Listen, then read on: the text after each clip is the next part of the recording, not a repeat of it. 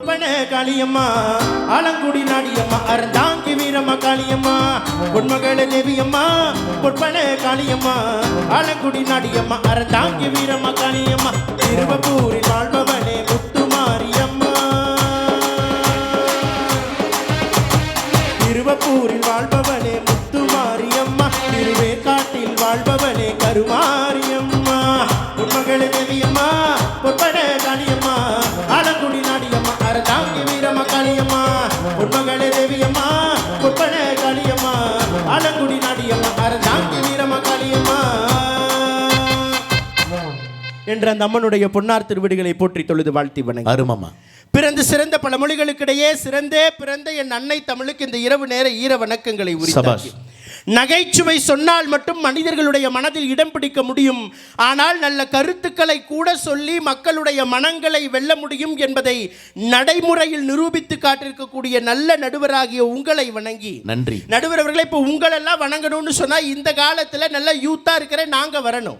அண்ணன் வந்தாரு, ரொம்ப அற்புதமா பேசினாரு, ஒரு வார்த்தை உங்களை பத்தி பாராட்டினார் இல்லையே. இப்ப நாங்க வந்தா தான் உங்களை பாராட்ட கூட முடியும். எவ்வளவு அழகா சொன்னா, நீ பொட்டு வச்ச தங்க கூடம் நீ மகுடம், நீ தொட்டு தொட்டு நடந்து வரும் ஜோரான தங்கரதம், நீ பொட்டு வச்ச தங்க கூடம் ஊருக்கு நீ மகுடம், நீ தொட்டு தொட்டு நடந்து வரும் ஜோரான தங்கரதம், அட நீ தங்க கட்டி சிங்க குட்டி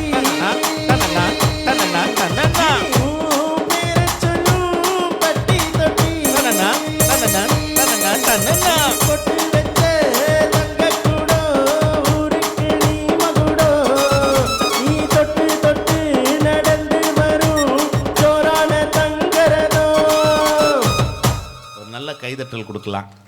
ஆனால் இது தம்பி எனக்காகன்னாரு. ஆனால் இது உண்மையிலுமே அரசியலை கடந்து இன்னும் சொல்லப்போனால் ஒரு நல்ல மனிதனாக வாழ்ந்து மறைந்த புரட்சி கலைஞர் விஜயகாந்த் அவர்களுக்காக ஒரு திரைப்படத்தில் போடப்பட்ட பாட்டு. ஏன்னா நீங்கள் அவருடைய அலுவலகத்தில் வேறு பல வேலைகள் நிமித்தமாக நாங்கள் சந்திச்சிருக்கிறோம். ஒரே ஒரு வார்த்தை, அவர் மரணித்த போது அவ்வளவு பெரிய கூட்டம் சென்னையிலே கூடியதை நீங்கள் பார்த்துருக்கலாம்.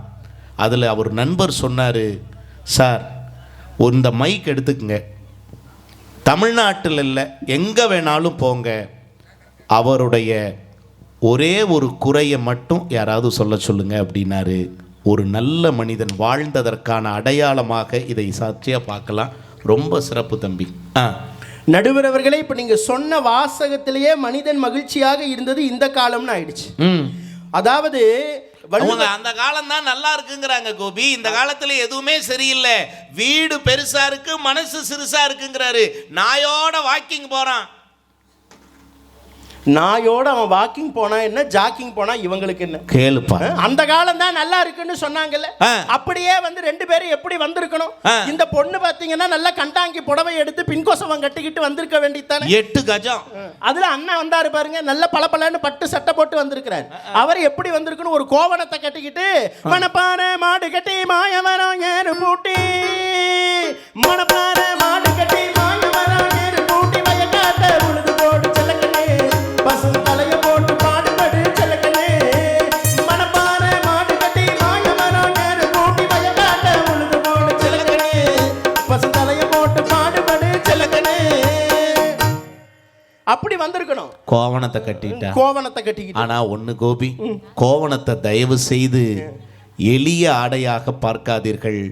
இந்த மண்ணின் மைந்தர்களாகிய விவசாயிகளின் தேசிய உடையே அவர்கள் கட்டிய கோவணம்தான். காந்தி சொன்ன வார்த்தை என்ன தெரியுங்களா? எங்கள் விவசாயிகளின் கோவணம்தான் இந்திய பசிப்பினி அகற்றுகிற அன்னக்கொடி என்று சொன்னார். அப்படின்னு சொன்னா அப்படிப்பட்டதுதான் இந்திய கோவணம். நடுவர் அவர்களே, அது இந்திய கோவணம் மட்டுமல்ல, அது எத்தனையோ மக்களுடைய உயிர்களை காப்பாற்றிய ஆவணம் என்பதை நாங்க மறந்துட மாட்டோம். நடுவர் அவர்களே, என்ன பேச்சு வந்து பேசிட்டு போயிருக்கிறாரு. நானும் இப்படி எல்லாம் அண்ணன் பேசுறாருன்னு சொல்லி ஒரு 2 நாளைக்கு முன்னாடி திருவண்ணாமலை மலை அடிவாரத்துல நிகழ்ச்சி. ஆமா. அண்ணன் இப்படியே பேசிக்கிட்டே இருக்கிறாரேன்னு சொல்லி நம்ம நடுவர் என்ன சொன்னாரு, தம்பி நீ எப்ப பார்த்தாலும் இந்த காலம்னு பேசுற, ஒரு மேடையிலாவது நீ அந்த காலம்னு பேசுன்னு சொல்லி திருவண்ணாமலை மலை அடிவாரத்துல நின்று இதே போல நிகழ்ச்சி நான் இப்படியே நின்று பேசிக்கிட்டே இருக்கிறேன். மனிதன் மகிழ்ச்சியாக வாழ்ந்தது அந்த காலம்னு பேசிக்கிட்டே இருந்த பாருங்க. மலை மேல ஒருத்தர் விருட்டுன்னு போனான். போனவன் அங்கிருந்து திப்புன்னு ஓடி வந்து என் முன்னாடி நின்று புத்து அழுதான். புட்டுன்னு போனா பூத்து நல்லதான். ஆமா நடுவர், நான் கேட்டேன் எதுக்கு சாமி அழுவுறேன்னு. அவன் சொன்னா இல்லனே நான் மலை மேல தற்கொலை பண்ணிக்கலான்னு போனேன். போற வழியிலே மனுஷன் மகிழ்ச்சியா வாழ்ந்தது அந்த காலம் தான் நீங்க பேசுனீங்களே, உங்களுடைய பேச்சு தற்கொலை பண்ணிக்கணுங்கிற எண்ணத்தையே மாத்திருச்சு. Sir கைதட்டுங்க sir. இதுதான் ஒரு பேச்சாளனுடைய பேச்சுங்கிறது. தற்கொலை எண்ணத்தையே உங்கள் பேச்சு மாற்றியது. அப்படிதான் நானும் நினைச்சு எனக்கு போத்தின பொன்னாடை எடுத்து அவனுக்கு போத்திட்டு கேட்டேன், ஏசாமி என்னுடைய பேச்சா தற்கொலை பண்ணிக்கணுங்கிற உன் எண்ணத்தை மாத்துச்சுன்னு அவன் சொன்னான்.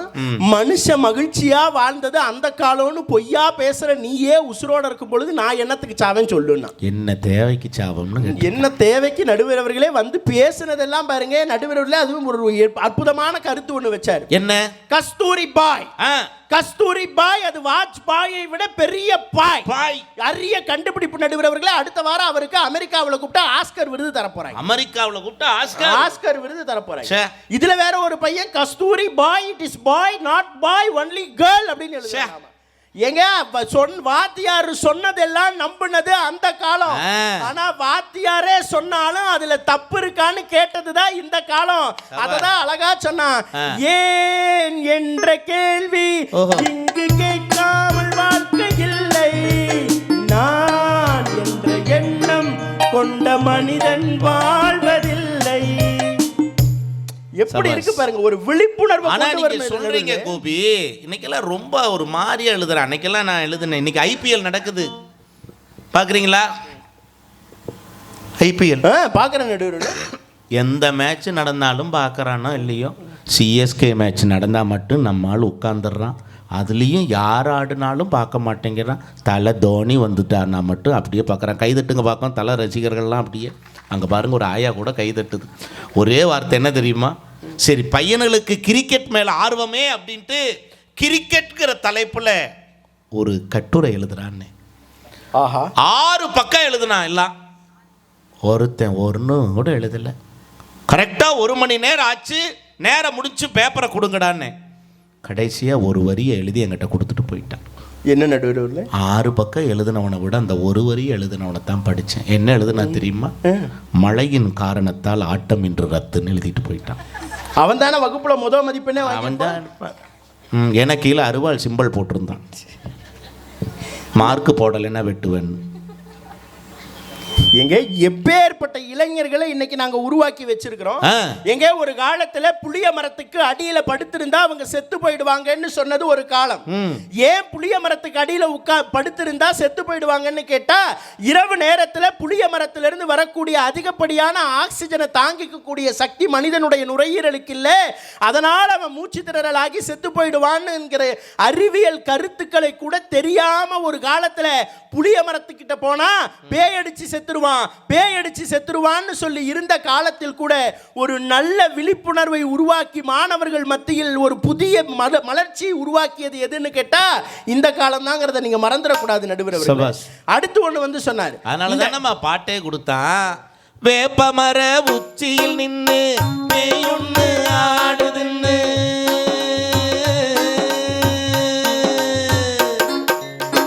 வேப்பமர உச்சியில் நின்னு பேயொன்னு ஆடுதுன்னு, விளையாட போகும்போது சொல்லி வைப்பாங்க உந்தன் வீரத்தை கொழுந்திலேயே கிள்ளி வைப்பாங்க. வேலையற்ற வீணர்களின் மூளையற்ற வார்த்தைகளை, வேலையற்ற வீணர்களின் மூளையற்ற வார்த்தைகளை வேடிக்கையாக கூட நம்பிவிடாதே. நீ வீட்டுக்குள்ளே வயது கிடந்து வெம்பி விடாதே, வெம்பி விடாதே. சின்ன பயலே செய்தி கேளடா, நான் சொல்ல போற வார்த்தையெல்லாம் எண்ணி பாரடா, எண்ணி பாரடா. பட்டுக்கோட்டை கல்யாண சுந்தரம் எழுதிய பாடல். கைதட்டல் கொடுங்க. என்ன பாட்டுங்க. எங்க காசுக்கு தான் மதிப்பு இருக்குன்னு சொல்லி ஒரு குற்றச்சாட்டை வச்சாரு. ஆமா நடுவர் அவர்களே, இன்னைக்கு காசுக்கு தான் மதிப்பு இருக்குங்கிறது நடைமுறை யதார்த்தம் தான், நான் இல்லைன்னு சொல்லல. ஒரு காலத்துல எல்லாம் பிறக்கிற குழந்தைகள்லாம் இன்னைக்கு பக்தி நிறைய இருந்த காரணத்தினால பிறக்கும் பொழுதே சிவா சிவா சிவா சிவான்னு அழுதுகிட்டே பிறந்தது. ஆமா. அடுத்து நாட்டுல உணவு பஞ்சம் அதிகம் வந்த காரணத்தினால பிறக்கும் பொழுதே குழந்தைங்க எல்லாம் புவா புவா புவா புவான்னு அழுதுகிட்டே புவா புவா புவா. ஆனா இன்னைக்கு பிறக்கக்கூடிய குழந்தைங்க எல்லாம் பிறக்கும் பொழுதே ரூபா ரூபா ரூபா ரூபா ரூபா ரூபான்னு அழுதுகிட்டே பிறக்குது. எங்க நாங்கெல்லாம் மேடையில நின்று பேசும் பொழுது கூட உரிமைக்கு குரல் கொடுப்போம், உறவுக்கு தோள் கொடுப்போம்னா கீழ இருந்து ஒருத்தர் எந்திரிச்சு அவசரத்துக்கு 1000 ரூபாய் கடன் கொடுப்பியாங்க. நல்லா இன்னைக்கு காசை தேடி ஓடக்கூடிய ஒரு வாழ்க்கை. ஆனா காசு தான் முக்கியம்னு இந்த தலைமுறைக்கு விதைச்சது யாரு? அந்த காலமா இல்லையா? நீங்க அதை மறந்துடக்கூடாது. எப்படி? எங்க அந்த காலத்துல எல்லா மனிதர்களும் விவசாயத்தை தேடி போகும் பொழுது என் பையன் டாக்டர் ஆகணும், என் பையன் இன்ஜினியர் ஆகணும்னு சொல்லி டாக்டர் ஆனாலும் இன்ஜினியர் ஆனாலும் தான் கை நிறைய காசுன்னு சொல்லி அவனுக்கு வெளிநாட்டுக்கு அனுப்பி வச்சது அந்த காலத்து மக்களா இந்த காலத்து இளைஞர்களா? ஆனா வெளிநாட்டுக்கு போனா கூட என் அப்பாவும் அம்மாவும் செய்த விவசாயம் தான் எங்கள் குலத்தொழில், அதை நான் கட்டாயம் காப்பாற்றுவேன்னு வெளிநாட்டுக்கு போன எத்தனையோ இளைஞர்கள் இன்னைக்கு சொந்த நாட்டுக்கு திரும்பி விவசாயம் செய்கிறான் சொன்னா இந்த காலத்து இளைஞர்கள் விவசாய தொழிலில் தான் மகிழ்ச்சி இருக்கிறதுங்கிறது எவ்வளவு அழகா இந்த உலகத்துக்கு உணர்த்துறாங்க. வந்து அந்த காலம் தான் நட்டுக்கிட்டு நிக்கிறாங்க. உண்மையிலுமே இன்றைக்கும் இளைஞர்களிடத்திலே வேளாண் தொழில் குறித்த விழிப்புணர்வு வந்திருக்கிறது, இல்லைன்னு சொல்ல முடியுமா? நடுவர் அவர்களே, இப்ப இத்தனை பெண்கள் இருக்காங்க. ஆமா. அவர் ஒரு குற்றச்சாட்டை வச்சார். என்ன குற்றச்சாட்டு? அங்கே பார் தெரிகிறது நிலா, அந்த நிலாவை போல உங்களுக்கு தோசை சுட தெரியுமா? 10 தோசை. ஆமா 10 தோசை. 10 தோசை சுட்டு அப்படியே அவங்களுக்கு அடிக்கி அடிக்கி கொடுத்தா சாப்பிட்டுட்டு உட்கார்ந்துருவாங்க. நடுவர் அவர்களே, நல்ல ஞாபகம் வச்சுக்கோங்க, நிலாவை காட்டி சோறு ஊட்டியது எல்லாம் அந்த காலம். நிலாவை காட்டி சோறு ஊட்டியதெல்லாம் அந்த காலம். நிலாவுக்கே சென்று சாப்பாடு சாப்பிடுவதுதான் இந்த காலம். அதில் எங்களுடைய பெண்கள் எவ்வளவு சாதனை செய்யறாங்கிறத நீங்க மறந்துடக்கூடாது. தயவு செய்து கைதட்டல் கொடுங்க. நிலவை பார்த்து சோறுட்டிய காலம் அந்த காலம். இன்னைக்கு காலையில டிஃபன் செஞ்சு எடுத்துக்கிட்டு நிலாவுக்கே போய் சாப்பிட்ற அளவுக்கு இன்றைக்கு விஞ்ஞானம் தொழில்நுட்பம் வளர்ந்திருக்கிறது. அதுதான் பெரிய சாதனைன்னு சொல்றேன். எங்க நடைமுறையில நடந்தது சொல்றேங்க. நம்ம பக்கத்து மாவட்டம் கோயம்புத்தூர். கோயம்புத்தூர்ல சாரதா பிரசாத்னு ஒரு பொண்ணு. அந்த சாரதா பிரசாத்ங்கிற அந்த பெண் என்ன பண்ணாங்கன்னா, வெளிநாட்டு நிறுவனம் நடத்தின ஒரு போட்டியில ஜெயிச்சிட்டாங்க. இந்தியாவிலேயே 2 பேர் தான் அந்த போட்டியில ஜெயிச்சிருக்காங்க. அதுல தென்னிந்தியாவிலிருந்து தேர்ந்தெடுக்கப்பட்ட ஒரே பெண் சாரதா பிரசாத். அந்த பெண்ணுக்கு கிடைச்ச பரிசு என்ன தெரியுங்களா? செவ்வாய் கிரகத்துக்கு போயிட்டு திரும்பி வரலாம். செவ்வாய் கிரகத்துக்கு போகலாம், ஆனா திரும்பி வர முடியுமா முடியாதாங்கிற ஒரு கேள்வி இருந்தப்போ அம்மா சொன்னாங்க, தம்பி கண்ணே, தயவு செய்து நீ அந்த போட்டிக்கு போய் ஜெயிச்சிருந்தாலும் பரவாயில்ல, நீ வீட்லயே இருடா தங்கம்னு சொல்லி அம்மா தடுத்து நிறுத்தினாங்க. கூட படிக்கிற பிள்ளைங்க எல்லாம் என்ன சொன்னாங்க, கண்ணா நீ தயவு செய்து அங்க போக கூடாதுமா, நீ எங்களோட என்னுடைய ஃப்ரெண்டா நீ இங்கேயே தான் இருக்கணும்னு சொல்லி அந்த பொண்ணை தடுத்து நிறுத்தினாங்க. ஆனா அந்த பொண்ணுடைய அப்பா என்ன தெரியுமா சொன்னாரு? மகளே, சாரதா பிரசாத்ங்கிற பொண்ணுடைய அப்பா சொன்னாரு, மகளே, மற்ற அத்தனை பெண்களுக்கும் செவ்வாய் என்பது தோஷம், மற்ற அத்தனை பெண்களுக்கும் செவ்வாய் என்பது தோஷம், உனக்கு மட்டும்தான் செவ்வாய் என்பது தேசம்னு சொல்லி அந்த பெண்ணை விண்வெளிக்கு அனுப்பி அழகு பார்த்தது இந்த காலங்கிறத மறந்துடக்கூடாது. நடுவர் எங்க அடிக்கிறதுக்கு கை ஓங்கினாரா? வீட்டுக்குள்ளேயே பெண்களை பூட்டி வைத்தது அந்த காலம். ஆனால் இன்றைக்கு வீட்டை விட்டு வெளியே பெண்கள் வந்து சாதிப்பது தான் இந்த காலம்ங்கிற ஒரு நல்ல கைதட்டல் கொடுக்கல. இதெல்லாம் நம்ம வீட்டு பெண் பிள்ளைகளுக்கு ஒரு ஊக்கத்தை தருகிற ஒரு நல்ல செய்தி. ஒரு காலத்துல பெண்கள் இப்படி வந்து வெளியில உட்கார்ந்து இருக்க முடியுமா? நீங்க யோசிச்சு பாருங்க. எங்க அடிக்கிறதுக்கு இவர் கை வாங்கினாங்களாம். வீட்டில் இருக்கிற எங்க அண்ணி தலையில இருக்கிற கொண்டையை பிச்சுக்கிட்டு வந்து அடி, வா, குத்து, கொலை அப்படின்னு கத்துனாங்களாம். எந்த ஊர்ல இதெல்லாம் பேசிட்டு இருக்கிறாருன்னு நான் கேட்கிறேன். நடுவர் அவர்கள் இந்த ஊர்ல தான் சொல்றாரு. ஏங்க 600க்கு 600 எடுத்த நந்தினிங்கிற ஒரு பொண்ணு இன்னைக்கு உலக அளவுல ஒரே ஒரு மாநில அளவுல முதல் மதிப்பெண் எடுத்து ஒரு சாதனை படைச்சிருக்கிறாங்க இன்னைக்கு பெண். சத்தியம். ஒரு கைதட்டல் கொடுங்க. தயவு செய்து உங்கள் வீட்டில் இருக்கிற குழந்தைகளுக்கு சொல்லிக் கொடுங்கள். என்ன தெரியுங்களா, அந்த பிள்ளை சாதிச்சது பெரிய விஷயம் இல்லைங்க. எந்த சூழ்நிலையில் சாதிச்சா தெரியுங்களா? அவங்க அப்பா ஒரு கூலி தொழிலாளி. அவள் ஒரு பேட்டியில் சொல்கிற, அந்த குழந்தை திண்டுக்கல் மாவட்டம் தான் அந்த குழந்தை, எங்கள் வீட்டில் சாப்பிட்றதுக்கு சோறு இருக்காது சார், எங்கள் வீட்டில் சாப்பிட்றதுக்கு சோறு இருக்காது, ஆனால் எங்கள் அம்மாவும் எங்கள் அப்பாவும் பட்டினியாக இருப்பாங்க. சாப்பிட்றதுக்கு சாப்பாடு இல்லையே நினைக்கும்போது வெயில் நேரத்தில் குழந்தை படிக்கட்டுமே அப்படிங்கிறக்காக 20 ரூபாய்க்கு ஒரு சொம்புல கம்பங்கூழ் வாங்கிட்டு வந்து அந்த கம்பங்கூழை எனக்கு கொடுத்துட்டு அவங்க 2 பேரும் பட்டினி கிடப்பாங்க. அவர்களின் பட்டினியையே என் வாழ்க்கையில் உரமாக்கி நான் படித்தேன். அதனால தான் இந்தியாவில் அல்ல உலகத்திலே எந்த ஒரு மாணவியும் சாதிக்காததை தமிழ்நாட்டு மாணவி சாதித்தாள். 600க்கு 600 மதிப்பெண் வாங்கின ஒரே மாணவி அந்த நந்தினி. உண்மையா சொல்றேங்க, ஒரு கவிஞன் எழுதினான், அப்பா மூட்டை மூட்டையாய் சுமந்து வந்தார், மகளோ மதிப்பெண்களை மூட்டை மூட்டையாய் சுமந்து வந்தாள் எழுதினான். வறுமை சாதிப்பதற்கு ஒரு தடை அல்ல என சொல்லியது இந்த காலம். அந்த காலத்தில் அப்படி இருந்ததா? படிக்கலைன்னா ஆடுமை, படிப்பு வரலினா மாடுமை, சரியா படிக்கலைன்னா உனக்கு எருமை தான். குழந்தைகளை எழுப்பும்போது கோபி இன்னைக்கெல்லாம் யோசிச்சு பார்க்குறேன். சுப்பிரபாதம் கேட்டிருக்கீங்களா? கேட்டிருக்கேன். கௌசல்யா சுப்ரஜா ராம பூர்வா சந்தியா பிரபத்ததே. இது வடமொழி, புரியாது, ஆனால் இதுதான் தெரியும். ஆனால் தமிழ் மொழியில் சுப்பிரபாதம் இருக்கு தெரியுமா? கோசலையின் மைந்தனே ஸ்ரீராமா எழுந்தருள்வாய், அதிகாலை புலர்ந்தது கண் திறவாயோ. இந்த சுப்பிரபாதமா 10வது 12வது படிக்கிறவங்க வீட்டில் கேட்கும், காலையில் கேட்கும். பார்த்துருக்கீங்களா? 6 மணியாச்சு இன்னும் தூங்குனீனா நீ எப்படி உருப்படுவ? 7 மணி வரைக்கும் தூங்குனீனா நீ மதிப்பெண் எடுப்ப. 8 மணி வரைக்கும் தூங்குனீனா விளங்கிடுமா வாழ்க்கை. பட்டாருன்னு எந்திரிப்பான். ஆகா, அம்மா ஆரம்பிச்சிருச்சுரா சுப்பிரபாதத்தை. கைதட்டுங்க. நிறைய பெத்தவங்க வீட்டில் அப்படித்தான் நடக்குது. நடுவர் அவர்களே, இந்த காலத்து இளைஞர்கள் எப்படி தெரியுங்களா? ஒரு பையனும் ஒரு அப்பாவும் கார்ல போய்கிட்டே இருந்தாங்களாம். காரில் போய்கிட்டே இருக்கும் பொழுது அதுக்கு பக்கத்தில் ஒரு லாரி வேகமாக போச்சு. அந்த லாரி வேகமாக போகும் பொழுது பையன் அப்பா கிட்ட சொன்னா, அப்பா அந்த லாரியை முந்திக்கிட்டு சீக்கிரமாக போங்க பார்க்கலான்னு சொன்னப்ப அந்த அப்பா ரொம்ப அமைதியாக அந்த காரை ஓட்டிக்கிட்டே போனாராம். மறுபடியும் ஒரு பஸ் அவங்களை கடந்து போகும் பொழுது இந்த பையன் அப்பா கிட்ட சொன்னானா, அப்பா அந்த பஸ்ஸையாவது சீக்கிரம் முந்திக்கிட்டு போங்கன்னு சொன்னப்ப அப்பாவும் அப்பா அமைதியா வண்டி ஓட்டிக்கிட்டே போனாராம். சரி. கொஞ்ச நேரம் கழிச்சு டோல்கேட் வந்தப்ப அப்பா வண்டியை ஓரமா நிறுத்திட்டு பையன் கிட்ட சொன்னாராம், அப்பா முதல்ல நீ லாரி வந்தது அதை சீக்கிரமா வந்து முந்திக்கிட்டு போன்னு சொல்லி சொன்னேன், நம்மளால முடியல. அடுத்து பஸ் வந்தது அதையாவது முந்திக்கிட்டு போன்னு சொல்லி நீங்க வேகமா சொன்னேன், அப்பயும் நம்ம வண்டியால முடியல. ஏன்னு கேட்டா நம்ம வண்டியினுடைய கெப்பாசிட்டி அவ்வளவுதான்ப்பா, இவ்வளவுதான் நம்ம வண்டியால ஓட முடியும் அப்படின்னு அந்த பையன் கிட்ட அந்த அப்பா சொன்னாராம். உடனே அந்த பையன் சொன்னானா, இந்த காலத்து இளைஞன் சொன்ன அப்பா கிட்ட, ஏப்பா வண்டியால லாரிய முந்த முடியாதுன்னு தெரிஞ்ச உனக்கு, வண்டியால பஸ்ஸ முந்த முடியாதுன்னு தெரிஞ்ச உனக்கு, என்னால எவ்வளவு மார்க் வாங்க முடியும்னு உனக்கு தெரியலையேப்பா. அடுத்தவனை பார்த்து இவ்வளவு மார்க் எடு, எதிர்த்த விட்டு பையனை பார்த்து இவ்வளவு மார்க் எடுன்னு சொல்றியே, வண்டியினுடைய கெப்பாசிட்டி தெரிஞ்ச உனக்கு உன் பெத்த பையனுடைய கெப்பாசிட்டி தெரியலையேன்னு சொல்றாங்க இந்த காலத்து இளைஞர்கள். நடுவர் அவர்களே, இதுல குழந்தைகளுக்கு, இங்க பெண்களுக்கு எப்ப சந்தோஷம் தெரியுமாம்மா? குழந்தைகளுக்கு எப்போ சந்தோஷம் தெரியுமா? உண்மையிலுமே தாய்மார்கள் உண்மைனா கைதட்டுங்க. பெண்களுக்கு எப்போ சந்தோஷம் தெரியுங்களா? நாளைக்கு மட்டும் வீட்டுக்காரி இன்னைக்கு சமைக்க வேண்டான்னு சொல்லட்டும், அதை விட சந்தோஷம் தாய்மார்களுக்கு வேறு எதுவுமே கிடையாது. உண்மையிலுமே சமைக்கிறத விட கஷ்டம் எது தெரியுமா? ஐஸு என்ன சமைக்கலாம்னு யோசிக்கிறது தான் அதை விட ரொம்ப கஷ்டம். எதை செஞ்சாலும் குத்தம் சொல்லிடுறதுக்குனே வாய் இருக்கு, பார்த்துருக்கியா? அதே மாதிரி குழந்தைகளுக்கு எப்போ சந்தோஷம் தெரியுமா கோபி? பெற்றவர்கள் அடுத்த குழந்தைகளோடு தம்மை ஒப்பிடாத போதுதான் எல்லா குழந்தைகளும் மகிழ்ச்சி அடையும்.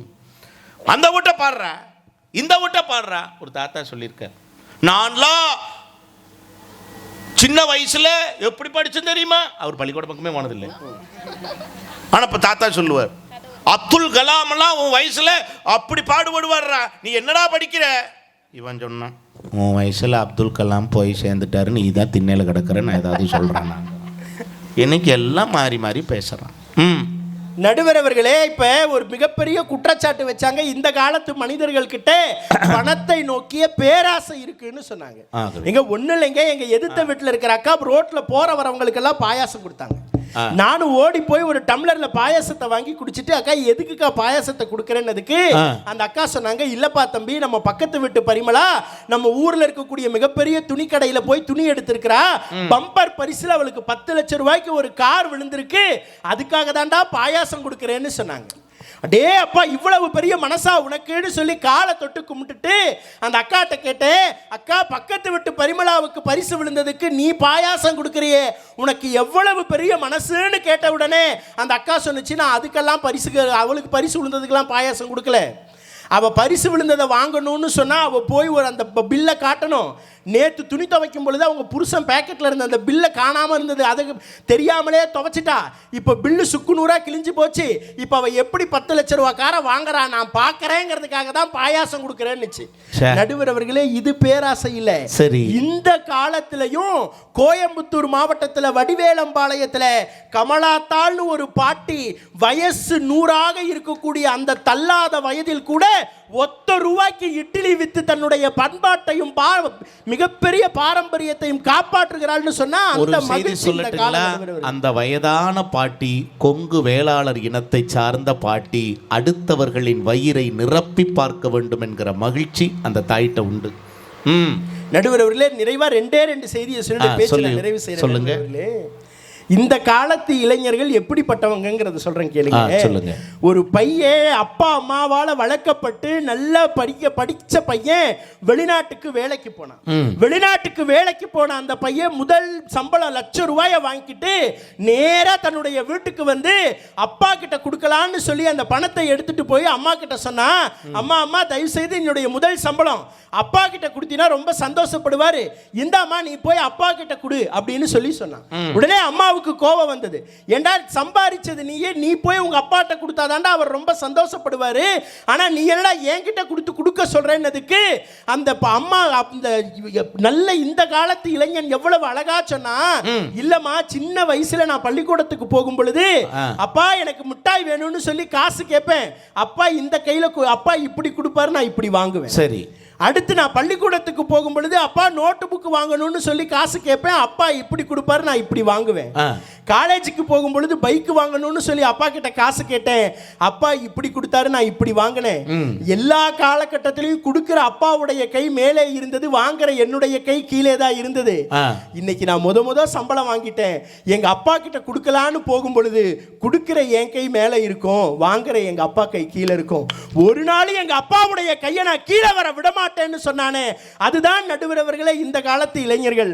அழகா எங்கால அந்த பாட்டுல சொன்னா, அன்னை ஊற்றிய பிடி சோற்றில் அன்னை ஊற்றிய பிடி சோற்றில் ஆயுள் முழுக்க பசி மறந்தோம், கத்தும் கடலும் கைத்தட்ட கவிதைகள் போலே வாழ்ந்து வந்தோம், பள்ளிக்கூடம் கண்டதில்லை பாசம் என்னும் நூல் ஒன்றை, வேதங்கள் 4 சொன்னதில்லை எங்களின் கதை போல் வேறொன்றை, கண்களும் நீத்துளி கண்டதில்லை கருப்பா சிவப்பா தெரியவில்லை, 5 எழுத்து புதுமொழியை அறிய வைத்த என்னை, அண்ணன் தங்கை ஐவருமே நேசம் பொறும் தமிழ் மண்ணை, நிலவுகள் சேர்ந்து பூமியில் வாழ்ந்ததே அது ஒரு பொற்காலம், அவரவர் வாழ்க்கையில் 1000 மாற்றங்கள், அந்த நினைவுகள் நெஞ்சில் திரும்பிட ஏக்கங்கள், அது ஒரு அழகிய நிலா காலம், கனவுகள் தினம் தினம் உலா போகும்,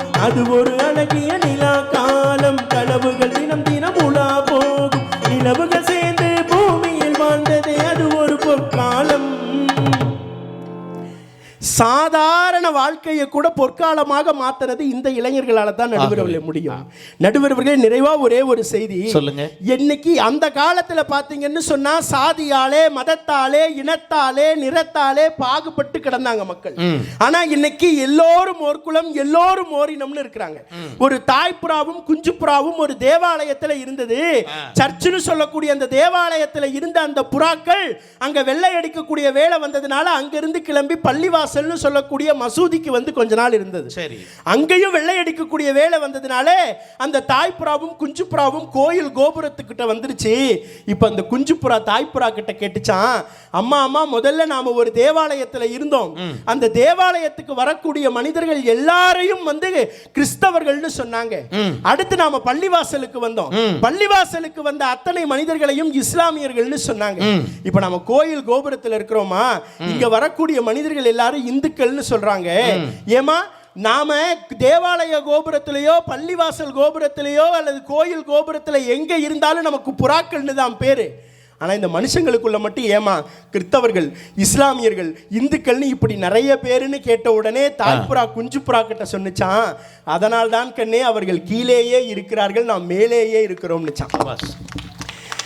இந்த சாதி சமய வேறுபாட்டை கலைத்தது இந்த காலம். நடுவர் அவர்கள் அழகா எங்காலும் பாட்டில் சொன்னா, மனசுக்குள்ள நாய்களும் நரிகளும் 4 வகை பேய்களும் நாட்டியமாடுதடா, மனிதன் என்னும் போர்வையில் அழகிட்டு பார்வையில் தெரிஞ்சது நான் கண்ட மிருகமடா, அடையாரும் திருந்தலியே இதுக்காக வருந்தலியே, அடையாரும் திருந்தலியே இதுக்காக வருந்தலியே, நீயும் நானும் ஒண்ணு அடனசந்தா மனசுல என்ன, பொங்கையும் புரட்டையும் கொண்டு இந்த பூமியை புதுசா பண்ணு, அட பத்திரம் பத்திரம் பத்திரம் தீர்ப்பு நாள் பக்கத்தில் பக்கத்தில் வருது, அட சத்தியம் சத்தியம் சத்தியம் சத்தியத்தின் சங்கதி சொல்லிட வருது, உன்மதமா என் மதமா ஆண்டவன் எந்த மதம், நல்லவங்க எம்மதமோ ஆண்டவன் அந்த மதம், அட பொங்கடா பொங்கடா பொங்கடா பொல்லாத பூசலும் எசலும் என்னடா, அட வாங்கடா வாங்கடா வாங்கடா சொல்லாத சங்கதி சொல்லுற வாங்கடா, அந்த ஆண்டவன் தான் கிறிஸ்துவனா முஸ்லிமா இல்லை இந்துவா, உன்மதமா என் மதமா ஆண்டவன் எந்த மதம், நல்லவங்க எம்மதமோ ஆண்டவன் அந்த மதம். இப்படி சாதி சமய வேறுபாடுகள் கலைந்து எல்லா மனிதர்களும் மகிழ்ச்சியாக ஒன்றாக இணைந்து பெண்கள் எல்லாம் இன்றைக்கு எத்தனையோ சாதனைகள் செய்யக்கூடிய இந்த காலம்தான் மனிதன் மகிழ்ச்சியாக வாழக்கூடிய பொற்காலம் என்று சொல்லி வாய்ப்பளித்த அத்தனை நல்ல உள்ளங்களுக்கும் நன்றி கூறி விடைபெறுகிறேன். நன்றி. உண்மையிலுமே இந்த காலத்திற்கு பேசுவதுங்கிறது பெரிய விஷயம். அதை ரொம்ப அழகாக பேசின தம்பிக்கு ஒரு கைதட்டல் கொடுக்கலாம். இங்கே நிறைய பெண் குழந்தைகளை நான் பார்க்குறேன், முன்வரிசையில் உட்கார்ந்துருக்காங்க. ஒரு காலத்தில் பெண் குழந்தைகளை நாம் கொண்டாடினோமா? மனசார சொல்லுங்க.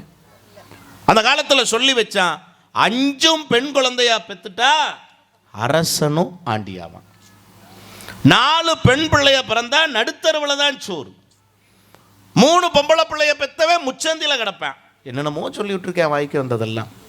ஆனால் இன்றைக்கு ஒரே ஒரு படம் வந்தது, எத்தனை பெற்றோர்கள் உணர்ந்தீர்கள்னு எனக்கு தெரியல. தங்க மீன்கள்னு ஒரு படம் வந்துச்சு, எத்தனை பேர் பார்த்தீங்க? கைதட்டலாமே பார்த்தவங்க. அதில் ஒரு பாட்டு உண்டு, கேட்டிருக்கீங்களா? ஆனந்த யாழை மீட்டுகிறாய், அடி நெஞ்சில் வண்ணம் தீட்டுகிறாய், அன்பெனும் கூடையை நீட்டுகிறாய், அதில் 1000 மழை துளி கூட்டுகிறாய். இந்த பாட்டுக்கு தேசிய விருது கொடுத்தாங்க. அதில் என்ன சொல்லி கொடுத்தாங்க தெரியுங்களா? அந்த பாட்டுக்கு முன்னாடி ஒரு வரியை முத்துக்குமார் எழுதினார். என்ன வரி தெரியுங்களா? அது மகள்களை பெற்ற அப்பாக்களுக்கு மட்டுமே தெரியும் முத்தம் காமத்தில் சார்ந்ததில்லை என்றுன்னு ஒரு வரி வந்தது பாருங்க. தெய்வம் வேற எங்க இல்லைங்க, நம்ம வீட்டில் இருக்கிற பெண் குழந்தைகளின் வடிவில் தான் இருக்கிறதுங்கிறத இன்னைக்கு எழுதுறானே. நீங்க குழந்தை வேண்டும் என்று கடவுளிடம் வேண்டினேன், ஆண் குழந்தை பிறந்தது, அந்த கடவுளே எனக்கு குழந்தையாக வேண்டினேன், எனக்கு பெண் குழந்தை பிறந்ததுன்னு எழுதுறானா. இன்றைக்கு பெண் குழந்தைகளின் பிறப்பை போற்றி பாதுகாக்குகிற காலம் இல்லையா? அப்ப இது எப்படி மகிழ்ச்சி இல்லாத காலமா இருக்கும்? டாடி லிட்டில் பிரின்சஸ் பேர் வச்சிருக்காங்க. நீ அம்மா நீ எப்பவுமே ஆல்வேஸ் லிட்டில் பிரின்சஸ். ஒரே ஒரு வார்த்தை, அந்த காலத்துக்கு சொல்றதுக்கு முன்னாடி மெட்ராஸ் போனோம்மா, போன வாரம் பீச்சுக்கு போனேன், நிகழ்ச்சி இருக்குது 2 மணி நேரம்னு அக்கா சொன்னாங்கன்ட்டு நானும் தம்பியும் தான் போனோம். ஆளுக்கு ஒரு 10 ரூபாய்க்கு கடலை பாக்கெட் வாங்கி கால் நீட்டி பீச்சோரமாக உட்காந்து சாப்பிட்டுக்கிட்டு, நாங்கள் 2 பேரும் ஆம்பளை சாப்பிட்டுக்கிட்டு அப்படியே ஒரு கதையெல்லாம் பேசிக்கிட்டு சாப்பிட்டுக்கிட்டு இருக்கிறோம். அந்த பக்கம் பேண்ட்டு சட்டைன்னு சொல்ல முடியாது, டவுசரு சட்டைன்னு சொல்ல முடியாது, அப்படி ஒன்றில் போச்சு. நல்லா கிராப்பெல்லாம் வெட்டி இருந்தது. வாட்ச் கட்டாமல் போயிட்டோமேன்னு கேட்டு, தம்பி மணி என்ன? ஐ எம் நாட் தம்பி, ஐ எம் தங்கச்சி அப்படின்ச்சு அங்கேருந்து ஒரு அம்மா. தங்கச்சியா? சரி இருக்கட்டு விடு. கழுத்தில் பார்க்குறேன் குண்டா இவ்வளோ பெரிய செல்போன் தொங்குது, தாலியை காணோம். ஏமா தாலி தொங்க வேண்டிய இடத்துல செல்போன் தொங்குதே, தாலி எங்கன்னு? அதை விற்று தான் தம்பி இதை வாங்கி மாட்டியிருக்கேன்னு. உங்கள் வீட்டுக்கார் என்ன பண்ணுறாருன்னு, அவர் ரீசார்ஜ் பண்ணுறாரு தம்பி அப்படின்னு. நல்ல குடும்பம்டா. நான் கேட்டேன், அன்னைக்கு பாட்டு கொடுத்தானே, உடலழகை ஊருமெச்ச காட்டக்கூடாது, மேல் உடுப்புகளை இடுப்பு தெரிய மாட்டக்கூடாது. உடலழகை ஊருமெச்ச காட்டக்கூடாது, மேல் உடுப்புகளை இடுப்பு தெரிய மாட்டக்கூடாது. உதட்டுக்கு மேல் சிவப்பு சாயம் பூசக்கூடாது, உதட்டுக்கு மேல் சிவப்பு சாயம் பூசக்கூடாது. ஏர் உழவனுக்கு ஏத்த பண்பை மாற்றக்கூடாது. அதுக்கு இப்படித்தான் இருக்க வேணும் பொம்பளை. இங்கிலீஷ் படித்தாலும் இன்ப தமிழ்நாட்டில் இப்படித்தான் இருக்க வேணும் பொம்பளை. உடுமலை நாராயணகவி எழுதின பாட்டுங்க. யோசிச்சு பாருங்க, இன்னைக்கு பாட்டு இருக்குல்ல, இவ்வளோ நல்லா இருக்கு. இன்னைக்கெல்லாம் ஃபேஷன் சார். என்ன ஃபேஷன்? என்னைக்காவது நல்லா சமைக்கிறாங்களா? என் மனைவி எல்லாம் யூடியூப்பை பார்த்து சமைக்கிறான். அன்னைக்கு ஒன்று செஞ்சா பார், 3 நாளாக பாத்திரமை விட்டு நான் வெளியில் வரல. வாய்க்கும் விளங்கல, வயிற்றுக்கும் விளங்கல. என்னத்தை செஞ்சேன்னு இந்த யூடியூப்பை பார்த்து தான் செஞ்சேன்னா. அந்த யூடியூப்பில் அட்ரஸ் போட்டிருப்பான், அதில் ஃபோன் நம்பரும் போட்டிருந்தான். அடித்து அந்த அம்மாவுக்கு போனேன், நீ செஞ்சு உன் புருஷனுக்கு போட்டு கொள்ளு, நான் வேறொருத்தியோட புருஷன், ஏன் உயிருக்கு ஏன் ஒலை வைக்கிறேன்னு அவ சொன்னா பாருங்க. நல்லா படித்தவன் தானே, அதில் போட்டிருக்கிறத பார்த்தியான்னா. நான் கேட்டேன், என்னம்மா நல்லா பாரு, யூடியூப்பில் போட்டிருக்கேன், சமைத்து பாருன்னு தான் போட்டிருக்கேனே தவிர சாப்பிட்டு பாருன்னு போட்டிருக்கேன் நான் கேட்டேன். தயவு செய்து யூடியூப்பை பார்த்து சமைக்காதீங்க. இது யூடியூப்பில் வருதா? நான் இதாங்க, இது யூடியூப்பில் வர்றது தப்பு இல்லைம்மா, யூடியூப்னால வர்றதும் வராமல் போகுது, அதுதான் பிரச்சனை. உண்மை புரிஞ்சவன் புரிஞ்சுக்குங்க. உண்மையிலுமே சொல்கிறேன், யூடியூப்பை பார்த்து நீங்கள் சமைக்கிறதுனால புருஷனுக்கு யூரின் டூ போய் அவன் ஹாஸ்பிட்டலில் கிடக்குறான், அதுதான் உண்மையான உண்மை. கைதட்டுங்க. சமைச்ச உணவை தட்டில் ஓடுதுகளோ இல்லையோ நெட்டில் ஓடுது. இன்றைக்கு நான் செய்த உப்புமா, இதிலிருந்து என் புருஷன் தப்புமா? யோசிச்சுப்பார், இது ரொம்ப தப்புமா? யாராவது கேட்குறாங்களா? ஆனால் உண்மையிலுமே சொல்கிறேன், குழந்தைகளை மதிப்பான எண்ணங்களோடும் வளர்க்கிறார்கள், மதிப்பெண்களோடும் வளர்க்கிறார்கள். இந்த சமூகம் தானே, இந்த காலம் தானே நல்லா இருக்குன்னு தம்பி சொன்னார். ஒரு கைதட்டல் கொடுக்கலாம். ரொம்ப அற்புதமாக பாடி பேசி அசத்திட்டாரு கோபிநாத். ஆனால் இதையெல்லாம் மறுத்து எங்கள் வீட்டின் செல்ல மகள் உண்மையிலுமே கிண்ண சாதனையை புரிந்தவளா என்று கேட்க தோன்றுகிற அளவுக்கு எளிய வடிவத்தில் ஏற்றமிகு உயரத்தை தொட்டிருக்கிற எங்கள் அன்பு தங்கை